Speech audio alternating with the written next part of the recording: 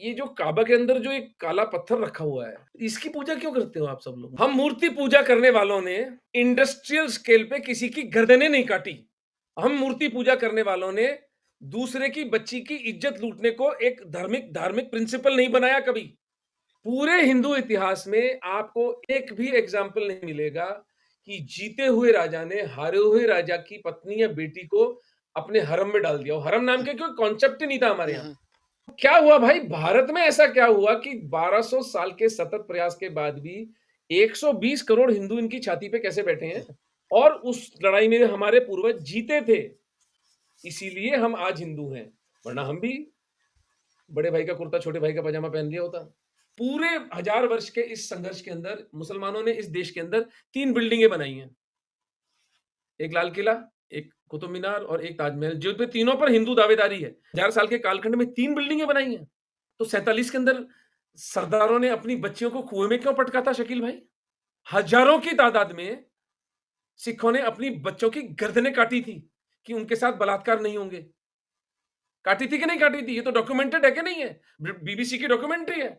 नमस्कार दोस्तों, जय श्री राम। दोस्तों, अगर आप हिंदुस्तानी है, सनातनी है और आप अगर ये बद्धी अगर आप पहनते होंगे तो ये वीडियो लास्ट तक जरूर देखिएगा कि कैसे हमारे इतिहास को हमसे चुराया गया, हमारे इतिहास को मिटा दिया गया। आज एक हिंदू सनातनी शकील चौधरी जी, जो कि पाकिस्तानी है और बहुत ही बेबाक तरीके से अपने बातों को रखते हैं, उनके चैनल पर कैसे सारा चिट्ठा खोल के रख दिया, कैसे वामपंथियों ने हमारा इतिहास हमसे चुरा के रखा, कैसे हम लोगों को हमारा इतिहास जानने नहीं दिया, किस तरह से जिन लोगों ने हमें हमारे ऊपर में अत्याचार किया उन लोगों का महिमा मंडन किया गया। बढ़ते हैं दोस्तों वीडियो की तरफ, आइए देख लेते हैं कि कैसे हमारा इतिहास हमसे ही छिपा के रखा गया। मुसलमानों की बात कर रहे हैं, पाकिस्तानी मुसलमानों की।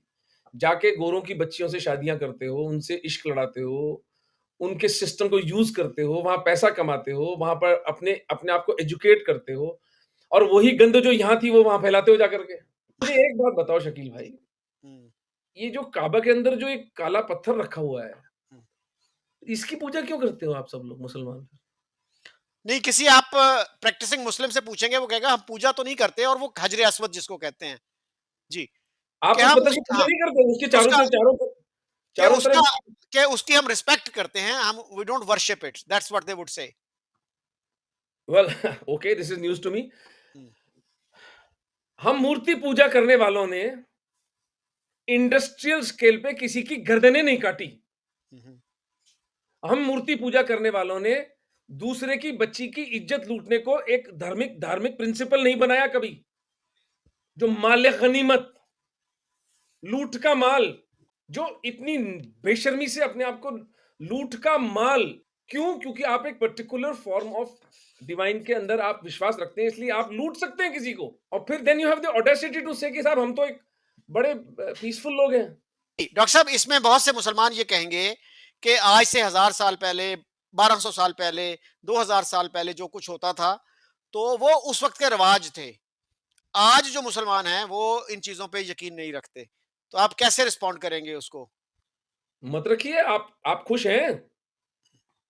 बहुत बहुत अच्छे, आपने बहुत 57 देश हैं, है कहीं डेमोक्रेसी, कहीं पर कहीं इज्जत से रहती हैं स्त्रियाँ, कहीं आपकी बच्चियाँ महफूज़ हैं। अभी मैं देखता था ईरान में एक लॉ पास किया गया, शायद 2013 या 2014 की बात है। हम तो शकील भाई किसी बच्ची के सर पे हाथ रख देते हैं ना हिंदू, तो हम उसको कहते हैं कि भई तू बेटी जैसी है, तो हम उसको बेटी की उसकी हमारे मन में फीलिंग्स आ जाती हैं कि यार ये बेटी है। ईरानियन पार्लियामेंट लॉ पास करता है कि अगर किसी गोद ली हुई बच्ची का, गोद में ले ली बच्ची आपने, क्या गोद में अपने अपने हमारे हिंदू धर्म में ट्रेडिशन है, गोद ली हुई बच्ची मतलब जैसे पैदा की हुई बेटी होती है, उतनी ही सैक्रोसैंक्ट वो भी होती है। अडॉप्टेड। जैसे बाप अपनी बेटी की शादी करवाता है, दत्तक पुत्री कहते हैं उसको, दत्तक पुत्री संस्कृत में कहा जाता है। गोदली बच्ची की भी शादी करवाता है बाप। हुँ, ये तसव्वुर तक नहीं किया जा सकता कि वो उसकी तरफ सेक्सुअल दृष्टि से देखे। ईरान के अंदर लॉ पास हुआ कि दत्तक पुत्री पे अगर दिल आ जाए तो आप उससे शादी कर सकते। मोहम्मद बिन कासिम जब आया था, तो बाप्पा कासिम से लड़ने के लिए आए थे, लेकिन कासिम तब तक वापस अरेबिया जा चुका था। जब बाप्पा को पता चला कि सिंध पर उसने आक्रमण करके राजा दाहिर का मर्डर किया, हुँ, और राजा दाहिर की 2 बच्चियाँ सूर्या देवी और परिमला देवी, इनको सेक्स स्लेवरी कराने के लिए हज्जाज बिन यूसुफ अपने खलीफा के पास वो लेकर गया। तो बापा रावल, जिनके नाम पर आपका रावलपिंडी है, उन्होंने कहा कि यार ये कैसी मानसिकता है कि हारे हुए राजा की बेटियों को भोगदासी बना लिया गया। हुँ। भाई, इस्लाम के आने से पहले हिंदू राजा आपस में लड़ते थे, लेकिन जब हिंदू राजा आपस में लड़ते थे तो उसके 3 परिणाम होते थे। या तो हारे हुए हिंदू राजा को मार डाला जाता था, या हारे हुए राजा को देश निकाला दे दिया जाता था कि भाई तू अब जंगल में जा, पूजा-वूजा कर अपनी और हिमालय में जाके योगी बन जा। और तीसरा परिणाम ये होता था कि वो जीते हुए राजा का वसाल बन जाता था, वो उसके नीचे उसको टैक्स देना शुरू कर देता था कि आप मेरे से बड़े हैं। ये 3 ही परिणाम होते थे। पूरे हिंदू इतिहास में आपको एक भी एग्जाम्पल नहीं मिलेगा कि जीते हुए राजा ने हारे हुए राजा की पत्नी या बेटी को अपने हरम में डाल दिया हो। हरम नाम के कोई कॉन्सेप्ट ही नहीं था हमारे हुँ, यहाँ। हुँ। ये पहली बार मोहम्मद बिन कासिम, जो पाकिस्तान का पहला नागरिक माना जाता है, पाकिस्तान की आइडिया का जो जनक माना जाता है, हुँ, उनकी हुँ। देन थी। बापा ने कहा इस विचार का बीज नाश करना हुँ, जरूरी हुँ। है, इसलिए वो आए, लेकिन तब तक कासिम जा चुका था। उसके बाद जुनैद अल हुँ, हुँ। मरी नाम का एक अरब आक्रांता भारत में आया, जिसके साथ बापा का युद्ध हुआ और बापा ने उसको बैटल ऑफ राजस्थान में पराजित किया, जिसपे अरब हिस्टोरियन बालाधुरी लिखता है कि हमें हिंदुओं के ताप से सर छुपाने की जगह नहीं मिली। हुँ, तो अब यहाँ हिंदुस्तान में क्या नैरेटिव चलाया लेफ्टिस्ट हिस्टोरियंस ने और इरफान हबीबों ने और रोमिला थपलियाल हुँ। जैसी देशद्रोहियों ने, कि हिंदू तो 1000 साल तक गुलाम रहे। मेरी इस बुक का सेंट्रल थीसिस ये है कि हम हिंदू एक दिन भी मुसलमानों के गुलाम हुँ, नहीं हुँ। रहे, नॉट इवन वन डे। और उसका आर्गुमेंट मेरा सिर्फ इतना सा है कि ईरान, जो पहले पर्शियन एम्पायर हुँ। हुआ करता था, जब वहां पर इस्लाम नाफिज हुआ तो खत्म हो गया ना फिर ईरान, तो ये पर्शिया तो। आप आज जोरोस्ट्रियंस कहां पर हैं? भारत में रहते हैं 25-30 हजार। ईरान में जोरोस्ट्रियन है? जो पेगन्स थे, जो मूर्ति पूजा होती थी, मुझे पता नहीं 32 या 36 मूर्तियां थी मक्का के अंदर हिंदू देवी देवताओं की, जिनको तोड़ डाला गया, जिनको खत्म कर दिया गया। इजिप्ट के अंदर, ट्यूनीशिया के अंदर, कजाकिस्तान के अंदर, इराक के अंदर है कहीं पर नॉन मुस्लिम एग्जिस्टेंस? तो क्या हुआ भाई, भारत में ऐसा क्या हुआ कि 1200 साल के सतत प्रयास के बाद भी 120 करोड़ हिंदू इनकी छाती पे कैसे बैठे हैं? कुछ हमारे पूर्वजों ने किया था, जो कि कांस्टेंट स्ट्रगल था इस्लाम से, और उस लड़ाई में हमारे पूर्वज जीते थे, इसीलिए हम आज हिंदू हैं, वरना हम भी बड़े भाई का कुर्ता छोटे भाई का पजामा पहन लिया होता। तो उस वॉशआउट को मैं डॉक्यूमेंट करता हूं। हुँ, हुँ। फॉर एग्जाम्पल, मोहम्मद बिन कासिम का पहला अटैक होता है 712 ईस्वी में, एंड अरब इस्लाम जहां जहां गया, अरब इस्लाम ने सबको जीत लिया। हुँ। पहली इस्लामिक विजय भारत में होती है 1192 में, 1192, जब मोहम्मद गौरी राजा पृथ्वीराज चौहान को दिल्ली में पराजित करके उनकी गर्दन काट देते हैं, उनकी आंखें फोड़ देता है और फिर उनकी गर्दन हत्या कर देता है। तो भाई 712 से 1192 तो ऑलमोस्ट 500 साल का टाइम होता है। हुँ, इस 500 साल में क्या हुआ? हुँ। और अरब इस्लाम भारत में क्यों नहीं जीता? और दैट भारत में वो पराजित हुआ, क्या ये एक इवेंट ऑफ जियोपॉलिटिकल सिग्निफिकेंस है या नहीं है? क्या इसको डॉक्यूमेंट किया जाना चाहिए या नहीं किया जाना चाहिए? हुँ, हुँ। क्या इसको व्हाइट वॉश कर दिया गया? आप एक एवरेज इंडियन से, एक एवरेज हिंदू से, एक एवरेज मुसलमान से पूछें कि 8th सेंचुरी से 13th सेंचुरी तक क्या हुआ इस देश के अंदर, हुँ। तो उन राजाओं के नाम पता है? राजा ललितादित्य मुक्तापीड़, बापा रावल, रावल खुमाण, रावल अल्लड़, रावल जैत्र सिंह, रावल समर सिंह, नाग भट्ट, जय भट्ट, पुलकेशी राजा। तो ये तो व्हाइट वॉश हो गया ना साहब। हुँ। महमूद गजनी जब आया था 1000 एडी के अंदर, वो भी आया और चला गया, और उसको भी राजा के भीमपाल थे, उनसे पराजित किया था।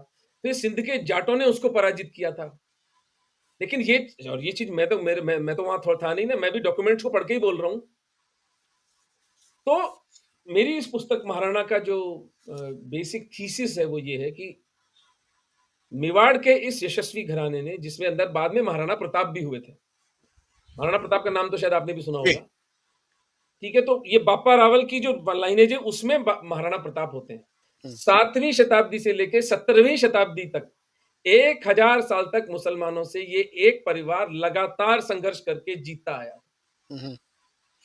और ये हिस्ट्री हमारे इतिहास से, हिंदू इतिहास से वॉश आउट कर दी गई। हमारे एनसीईआरटी में मुगलों को, जो मर्डरर्स थे, जो जेनोसाइडल मर्डरर्स थे, उनको ग्लोरीफाई किया जाता है, उनके ऊपर बॉलीवुड में पिक्चरें बनाई जाती हैं।